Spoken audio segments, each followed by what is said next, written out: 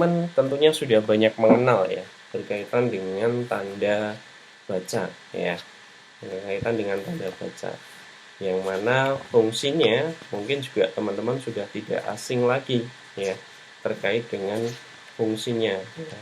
Dimana di sini ada tanda titik, koma gitu ya. Kemudian ada juga tanda eh, hubung gitu ya. Nah, tapi di sini perlu kita kaji kembali ya, karena sebenarnya tanda baca tidak hanya 5 ini ya, tapi ada juga ada tanda titik koma, ada titik dua gitu ya. Kemudian ada juga tanda pisah ya. Apa bedanya tanda hubung dengan tanda pisah? Nah, nanti akan kita kaji. Ada juga tanda tanya, tanda seru ya.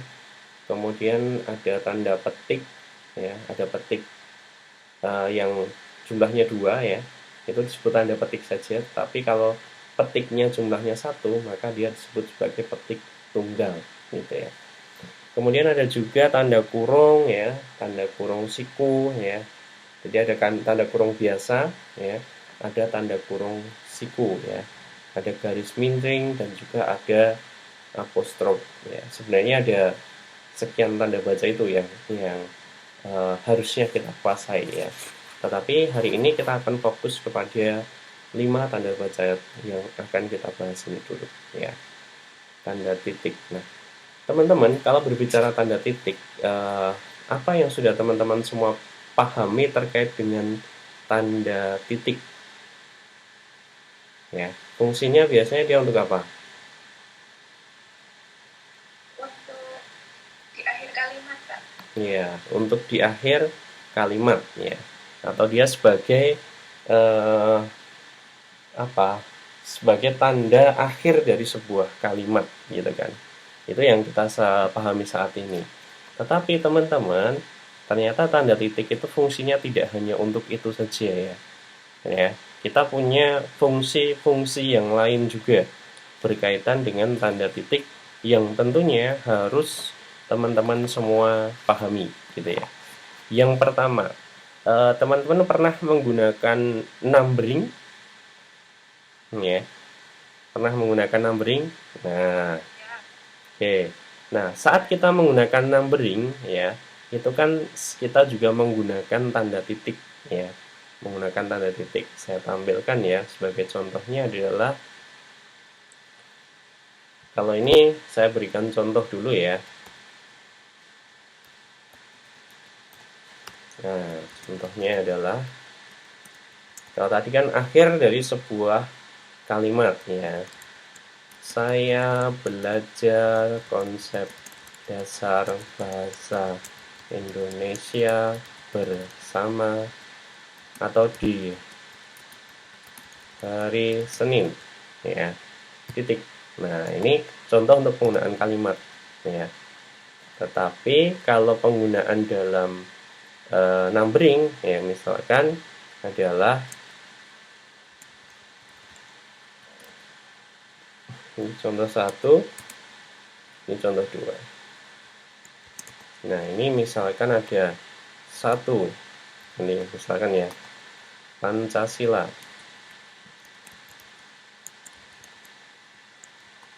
Satu, ketuhanan yang maha,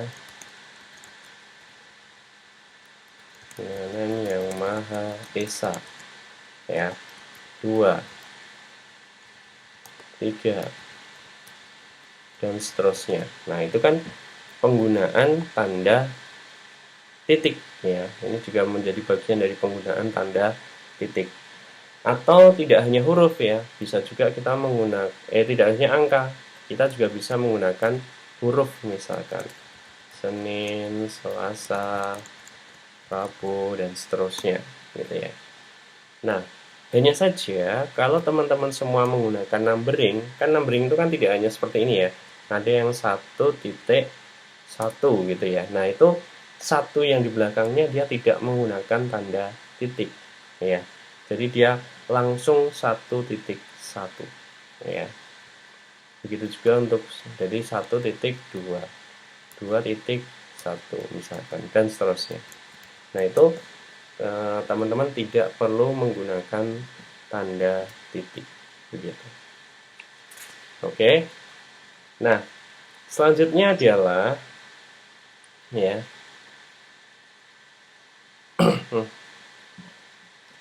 Teman-teman juga biasa menggunakan ya tanda titik itu adalah untuk menuliskan ya, menuliskan jam atau pukul ya.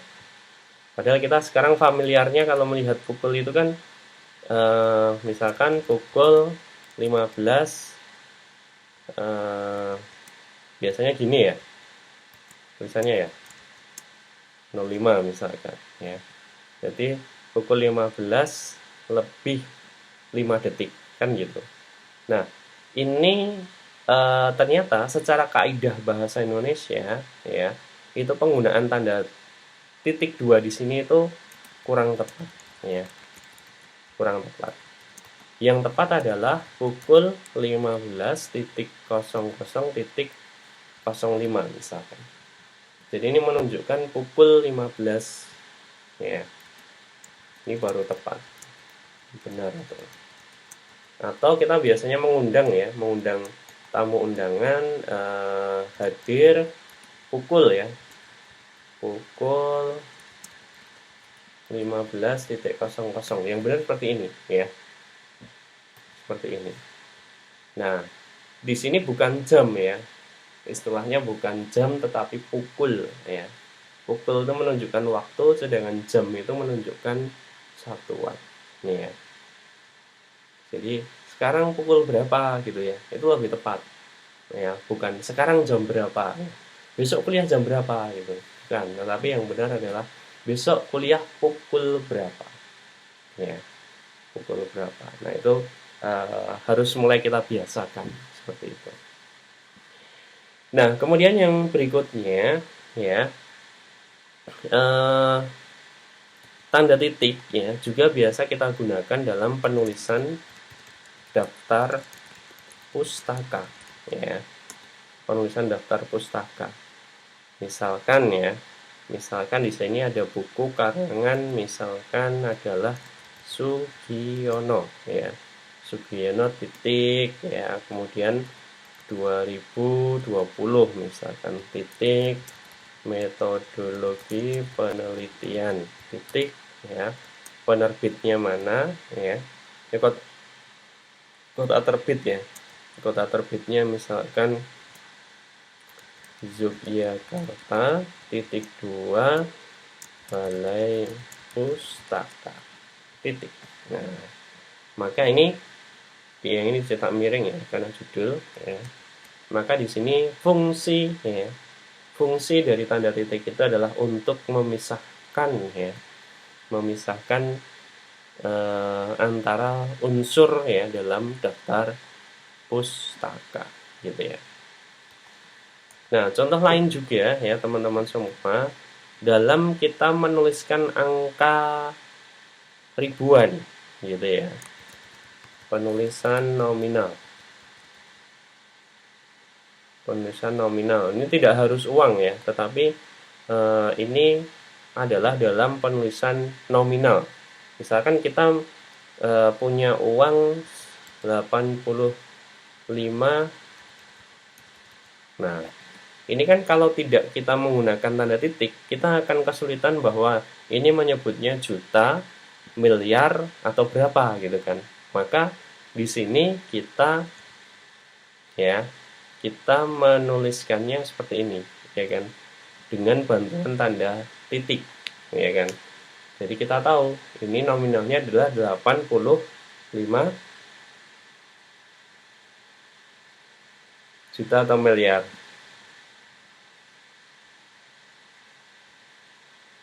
Miliar ya, di sini miliar ya. Nah, gimana? Oke. Nah, kemudian kalau kita menuliskannya misalkan pakai rupiah, nah ini yang sering kali saya temukan salah kaprah gitu ya. Jadi orang menuliskan rupiah itu Rp titik ya 5.000 ya toh. 5.000. Nah, ini kira-kira yang salahnya bagian mana, teman-teman? Tak zoom aja ya. Titik itu mungkin Pak. Titiknya, yang ini ya. Oke, yang belakang. 0,00. Nah, 0,00. Nah, kenapa seperti ini? Nah, ini teman-teman ternyata ada falsafahnya ya. Kemarin waktu Pak Arif pelatihan dengan Balai Bahasa itu ada falsafah terkait dengan ini. Jadi, kenapa RP 5.00,00 itu tadi?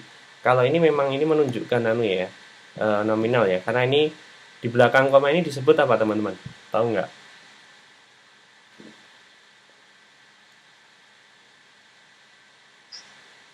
Disebut apa? Contoh kalau misalkan Pak Arif seperti ini.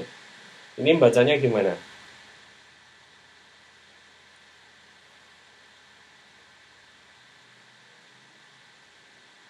Rupiah.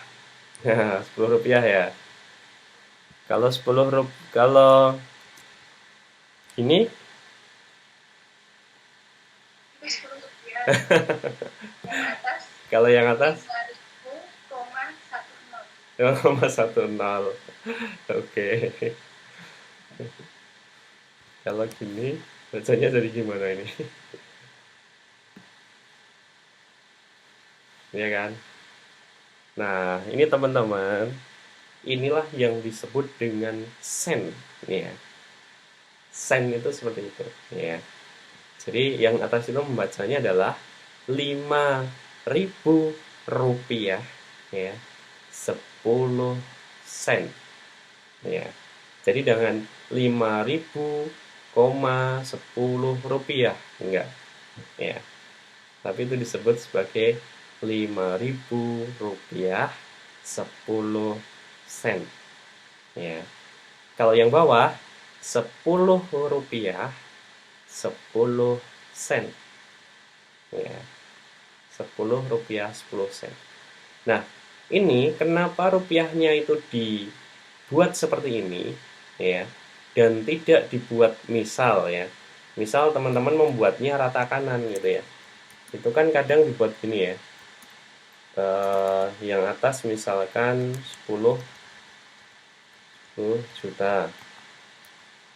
Ini tak tambah anunya. Kemudian yang bawah adalah 3 atau 500.000 ya.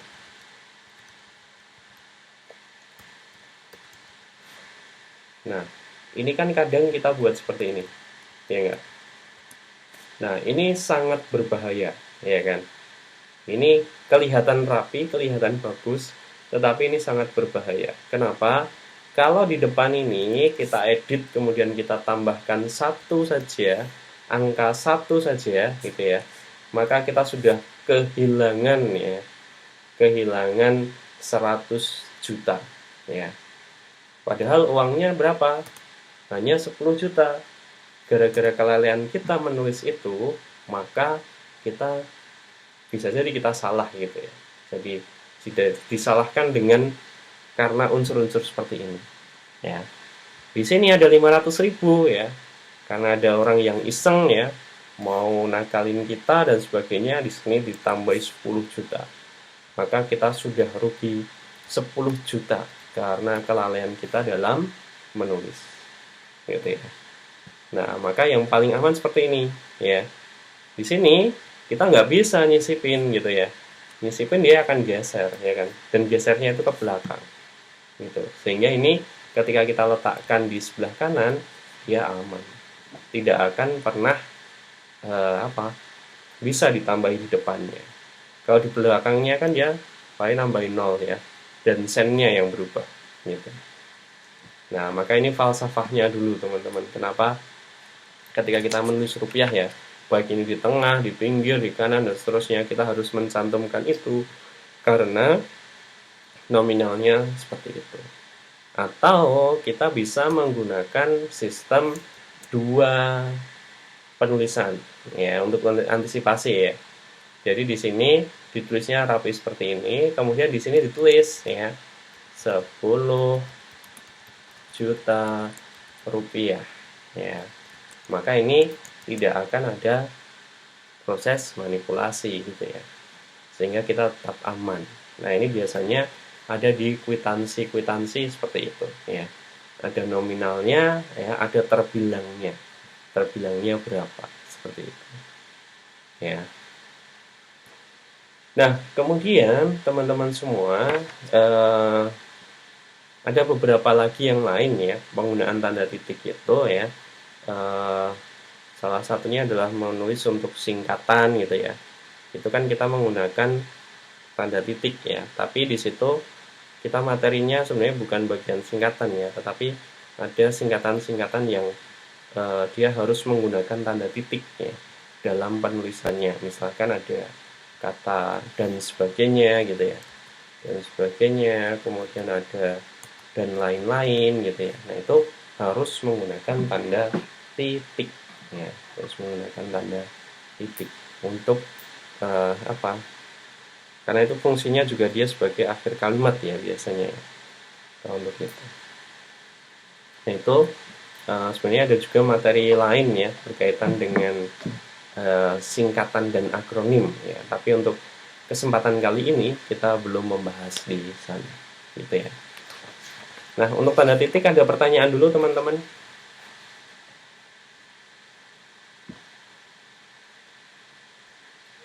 Belum ya? Baik. Oh, tak terasa sudah 40 menit ya. Lanjut ya, di yang selanjutnya ya, berkaitan dengan penggunaan tanda baca koma ya. Tanda baca koma ini biasanya fungsinya adalah untuk pemerincian ya, pemerincian. Nah, pemerinciannya itu apa aja? Misalkan eh, kita itu ya membeli buku ya, majalah, kemudian ada jurnal dan buku cerita. Nah, perhatikan teman-teman bahwa di sini ya, antara unsur yang satu dengan unsur yang lain ya, itu kita menggunakannya adalah koma. Dan perhatikan ini ya, meskipun di sini sudah ada tanda hubung dan ya, tetapi kalau ini bagian dari perincian, maka tetap diawali dengan tanda koma. Nah, ini perlu diperhatikan ini ya. Karena apa? Kalau misalkan kita hanya menulisnya ibu membeli buku dan majalah, maka di sini tidak ada tanda komanya gitu ya. Karena ini hanya perinciannya adalah perincian untuk dua saja objeknya. Hanya dua objek dan itu dihubungkan dengan tanda hubung dan. Tetapi kalau lebih dari satu, maka teman-teman sebelum kata dan di sini ya dirincikan diberikan tanda koma ya. Nah, ini saya menemukan beberapa begitu ya, beberapa contoh yang penulisan ya dari entah dia itu ahli atau mungkin sudah banyak sekali yang menuliskannya masih salah ya dalam kata dan seperti ini. Dulu pernah saya diskusikan juga dengan kakak saya ya di UMS, kebetulan dia juga konsentrasi di bahasa Indonesia gitu ya. Dia nggak bisa jawab, akhirnya beliaunya tanya ke profesornya gitu ya. Dan jawabannya memang tanda koma dan ini dia posisinya memang ada tanda komanya jika itu lebih dari satu perinciannya ya. Nah, kemudian tanda koma ya itu digunakan untuk ya kata-kata yang dia sifatnya adalah kata penghubung gitu ya. Kata penghubung tetapi dia ada beberapa saja ya. Misalkan kata sebelum kata hubung tetapi ya, tetapi melainkan ya, kemudian sedangkan ya. Nah, di sini sebagai contoh adalah saya ingin membeli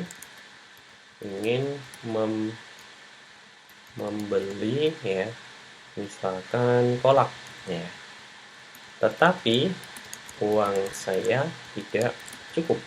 Nah, maka ini di sini sebelum kata tetapi ya, itu harus ini saya miringkan ya, saya miringkan untuk sebagai tanda saja bahwa sebelum kata tetapi ada tanda koma di sini ya.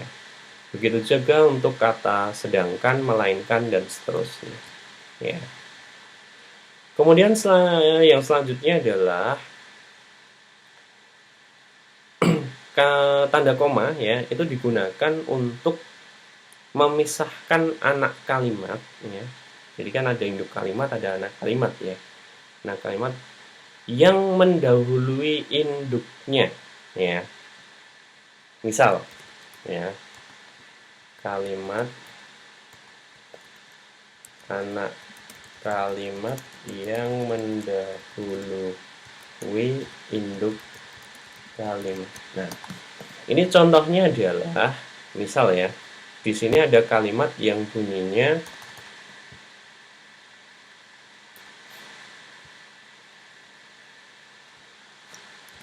saya akan datang ya kalau diundang. Nah, diundang. Nah, ini ketika jadi ini kan induk kalimat ya, ini anak kalimat. Kalau induk kalimatnya ini tadi ditaruh di depan, di anak kalimatnya ditaruh di depan kan menjadi kalau diundang saya akan datang. Nah, gitu. Ya. Kalau diundang saya akan datang. Nah, itu karena apa? Terjadi pembalikan tadi. Karena kalimat yang idealnya adalah induk kalimat dulu baru anak kalimat. Seperti itu. Nah, selanjutnya adalah teman-teman kita juga menggunakan tanda koma ya, itu untuk beberapa kata atau ungkapan penghubung antar kalimat ya. Kata atau ungkapan penghubung ya.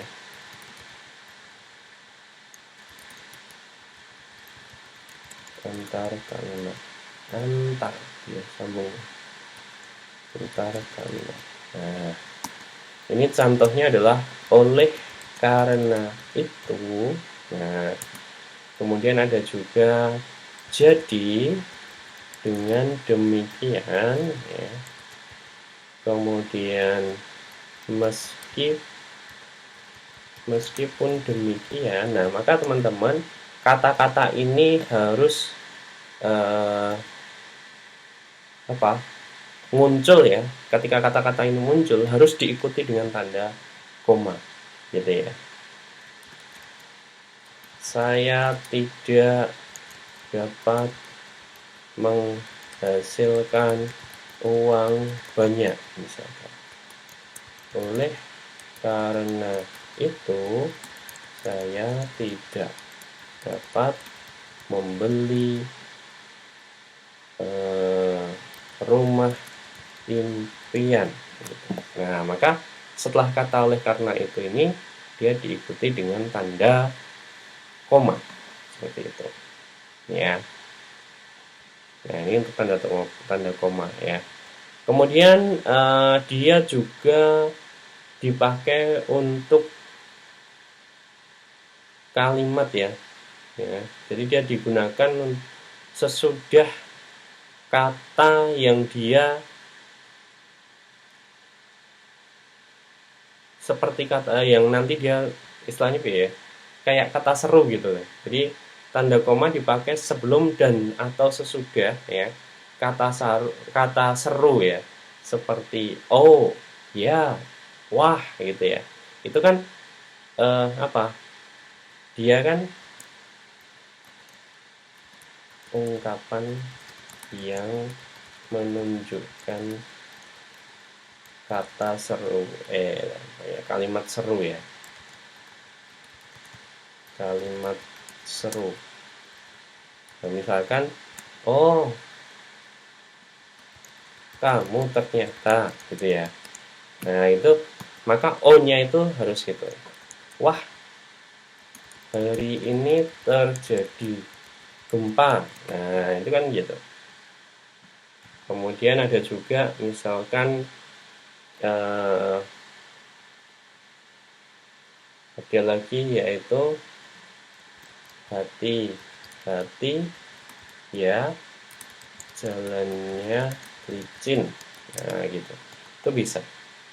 Atau juga ya kalian menyebut ya sapaan pada orang ya, sapaan misalkan kalian baru kenalan dan sebagainya gitu ya, itu penulisan ya, maka wajib kalian menggunakan tanda koma sebelumnya ya. Ini untuk sapaan, misalkan siapa namamu, Kak, gitu ya, Kaknya kapital ya, Kak.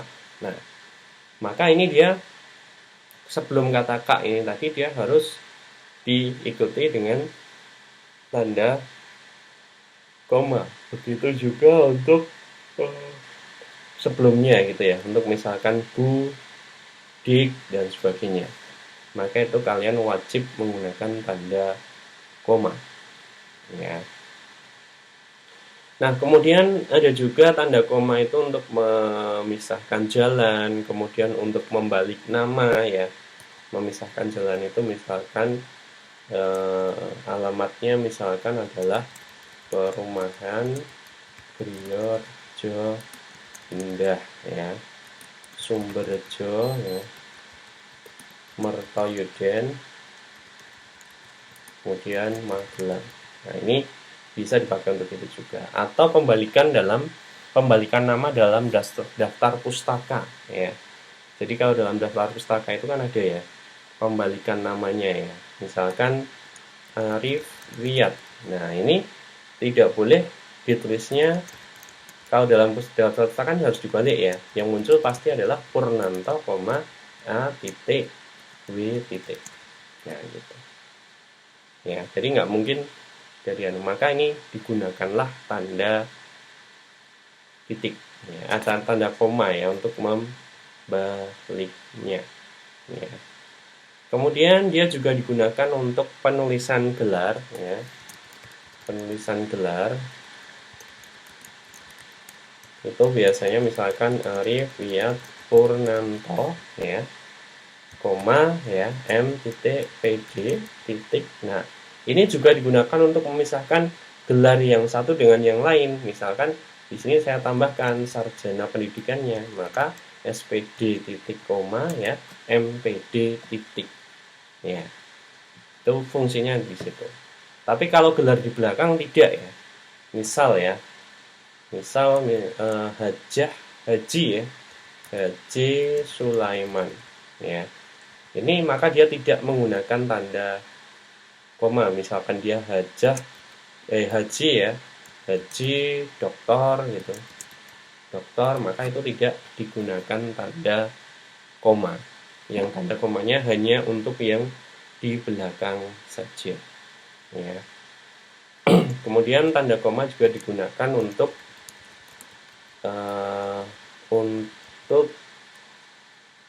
angka desimal ya. Angka desimal ini sudah banyak kita temui ya. Misalkan 2,3 kg ya. 4,3,8 ton. Nah ini sebagai salah satu angka desimal ya. Nah sementara itu ya untuk tanda koma, ada pertanyaan dulu untuk tanda koma teman-teman.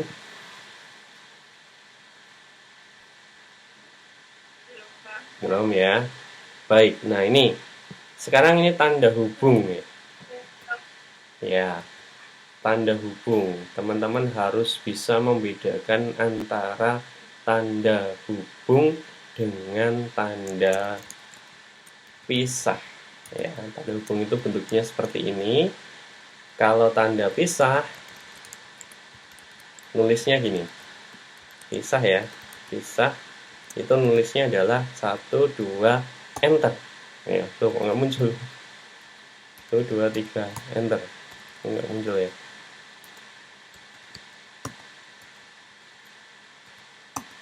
Nah, nih. 2 kali ya teman-teman ya. Jadi, kelihatan nggak bedanya antara pisah sama hubung? Iya. Ya, beda ya, otomatis dia karena fungsinya juga beda. Ya, fungsinya juga beda. Maka teman-teman, antara tanda hubung dengan tanda pisah ini tadi saya contohkan secara fungsinya ya. Yang pertama adalah tanda hubung ini biasa kita gunakan ya ketika kita ngetik kemudian space-nya itu nggak cukup ya. Misal di sini saya insert sebuah kotak ya. Kalau sekarang mungkin teman-teman sudah otomatis ya menggunakan Office Word itu dia sudah otomatis merapikan sendiri ya. Tetapi kalau waktu dulu ya, salah. Dulu sebelum ada komputer itu kalau kita menggunakan kertas manual ya, itu tidak sesimpel itu ya. Jadi dia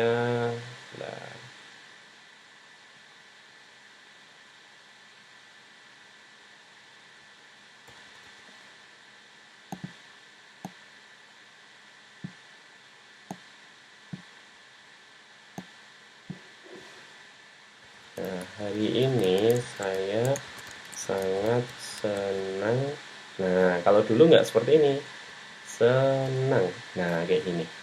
Ini menggunakan tanda hubung. Ya, bukan tanda pisah. Ya,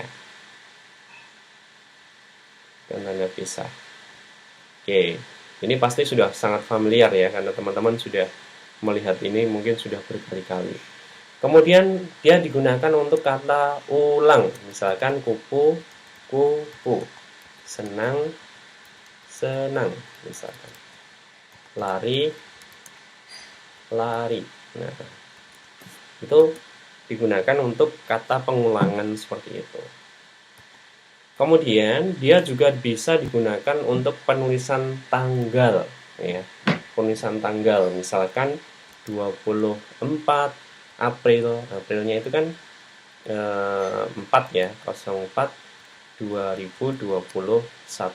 Nah, maka bisa menggunakan ini ya. Atau memisahkan unsur ya kan. Kalau dalam kalimat, nah ini teman-teman kalau misalkan ketemu dengan siswa SD itu kan kadang kita membaca dengan cara mengurai gitu ya. Metode SAS itu kan dia diuraikan ya. Dari kata dipecah menjadi suku kata dipecah menjadi huruf gitu ya. Kemudian hurufnya dirangkai lagi ya, dirangkai jadi kalimat. Nah, maka seperti itu juga. Misalkan di sini kata unima. Nah, maka di sini bisa dipisah menjadi unim, unim ya.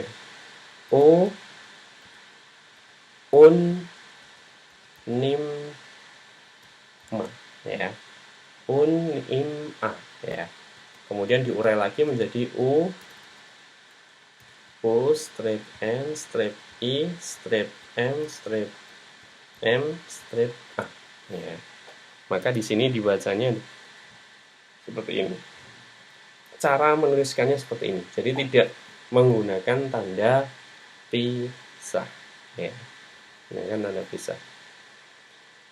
Nah, kemudian dia juga fungsinya ya tanda pisah itu untuk memisahkan ya atau memperjelas ya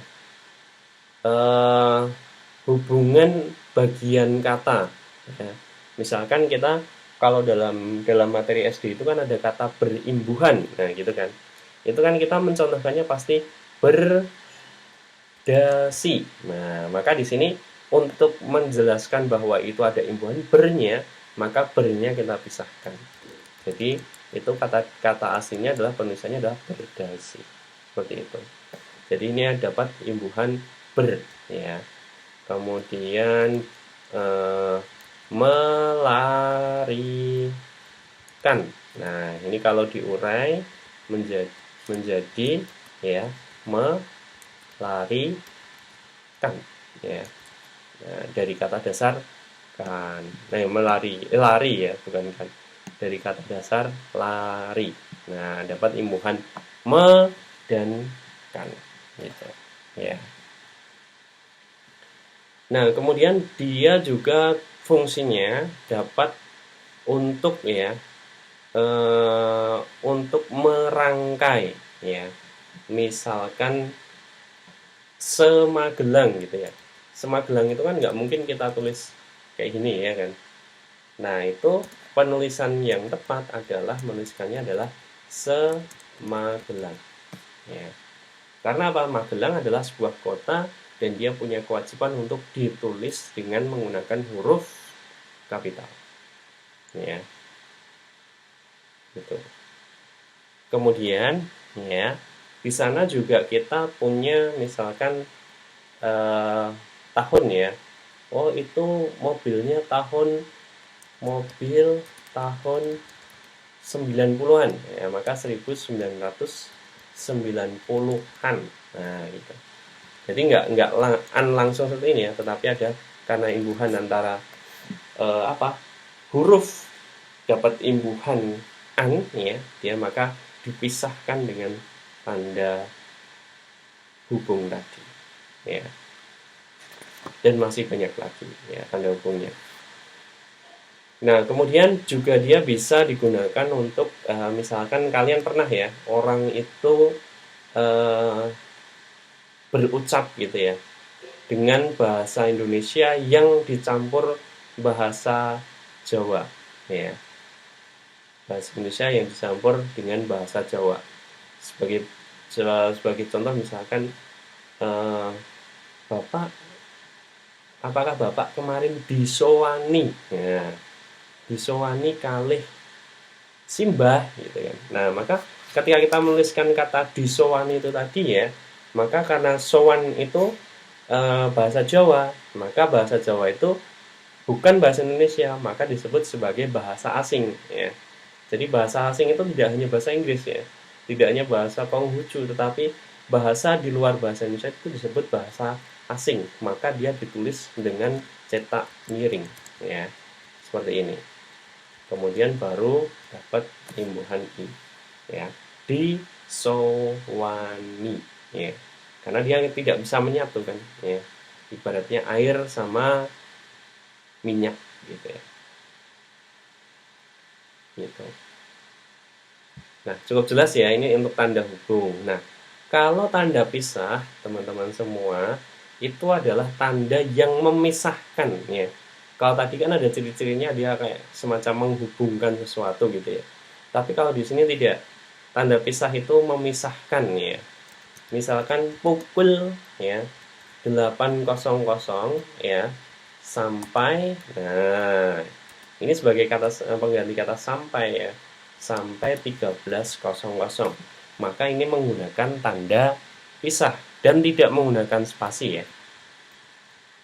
Nah, kalau dalam proses penulisannya mungkin kita menggunakan spasi dulu ya, biar dia muncul tanda pisahnya tadi. Karena kalau tidak seperti itu tadi, teman-teman harus insert melalui simbol gitu ya. Cari simbol, kemudian simbolnya yang tanda pisah ya. Atau di sini teman-teman bisa memisahkan kota ya. Jarak kita terpisah ya. Magelang Surabaya misalkan ya. Nah, maka ini harus menggunakan tanda pisah ya. Jadi kan ini memisahkan ya. Memisahkan antara Magelang dengan Surabaya. Seperti itu. Ya. Nah, tanda pisah juga sebenarnya ada satu fungsi lagi, tetapi ini mungkin teman-teman mungkin akan nanti agak kebingungan ya, tetapi teman-teman sah menggunakan ini ya. Dan kemarin saya diskusikan juga sebenarnya fungsinya apa bedanya dengan tanda koma gitu ya. Tapi dari balai bahasa jawabannya belum memuaskan saya gitu ya. Tapi ini bisa teman-teman bisa contoh ya. Jadi sebagai contoh ini adalah Soekarno ya. Soekarno-Hatta. Ini dia mempunyai keterangan bahwa ini mungkin bagi orang yang belum kenal ya. Belum kenal itu menjelaskan bahwa itu adalah proklamator ya, kemerdekaan RI ya.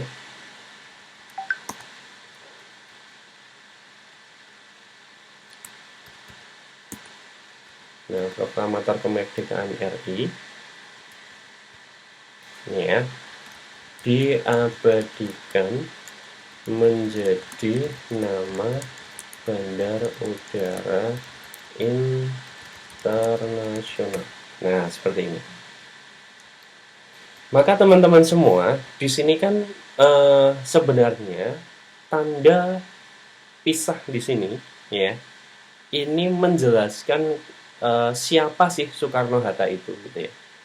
Jadi Soekarno di sini tuh bukan tetangga rumahmu ya, bukan samping kananmu, bukan samping kirimu, bukan paklikmu gitu ya. Bahwa Soekarno-Hatta yang dimaksud di sini adalah proklamator kemerdekaan RI gitu ya.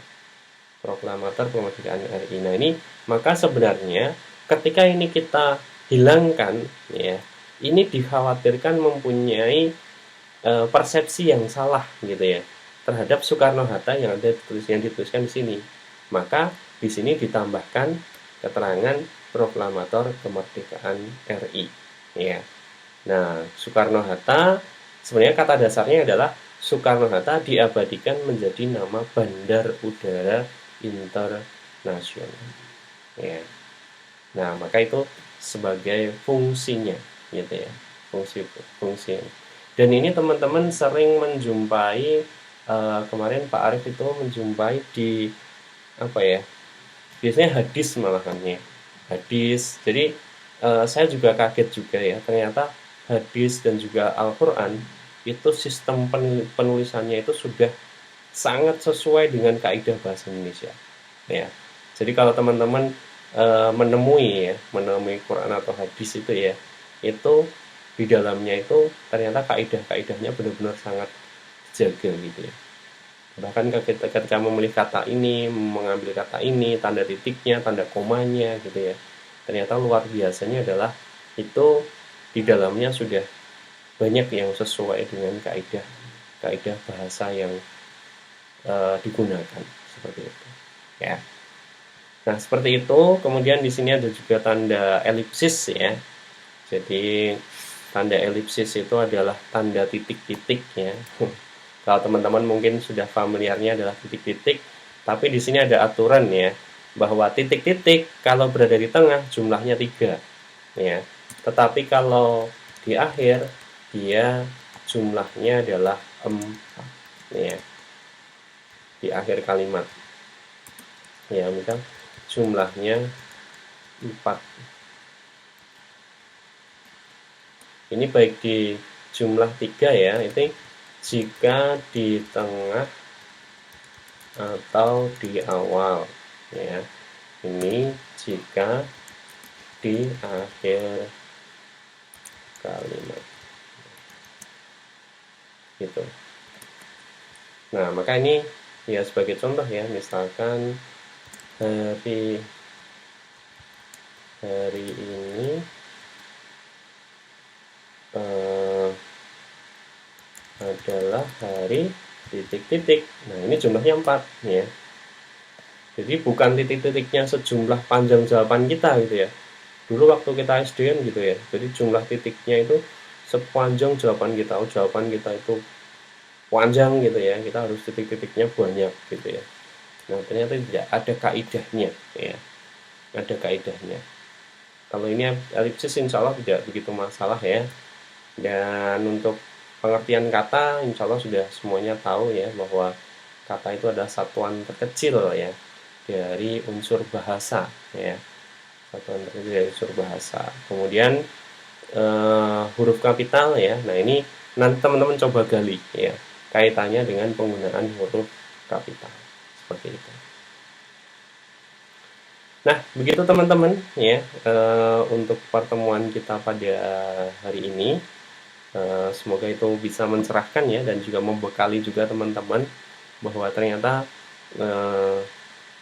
tanda baca yang selama ini mungkin sedikit kita abaikan gitu ya, itu ternyata cukup penting. Nah, Pak Arif sendiri ya biasanya membiasakan menulis dengan benar itu mulai dari kita melakukan interaksi melalui WhatsApp ya, melalui apa ya komunikasi apapun itu kita mulai membiasakan. Karena apa?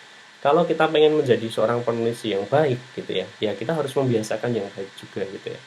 Nah, maka ketika apa sebisa mungkin ya keseharian kita juga sesuai dengan kaidah-kaidah itu ya karena dengan sesuai seperti itu ternyata tidak hanya keilmuan kita yang bertambah tetapi kita juga bisa meneladani ya memberikan contoh gitu ya kepada orang-orang di sekitar kita bahwa oh ini loh cara menuliskan yang benar gitu ya ketika kita memanggil nama teman kita menggunakan huruf kapital gitu ya bukan kapital semuanya ya tetapi kita memilih menggunakan huruf awalnya kapital itu orang yang baca juga jadi lebih enak gitu ya jadi oh ya, ya ini nama orang gitu kan oh ini nama Magelang tak tunggu di Magelang ya nah M-nya ditulis dengan kapital hal-hal sederhana tetapi itu insya Allah akan membiasakan kita juga ya dan juga mengedukasi teman-teman yang ada di sekitar kita gitu. Ya, begitu teman-teman. Semoga tidak ada pertanyaan lagi ya. Nanti kalau masih ada pertanyaan bisa disampaikan via WhatsApp ataupun via yang lainnya ya. Dan karena sekarang sudah jam 2:08 ya. Ini sepertinya waktunya untuk istirahat juga ya. Nanti silahkan untuk bisa belajar lagi dan mungkin nanti akan ada tugas mandiri, tapi akan saya sampaikan via muka saja. Oke.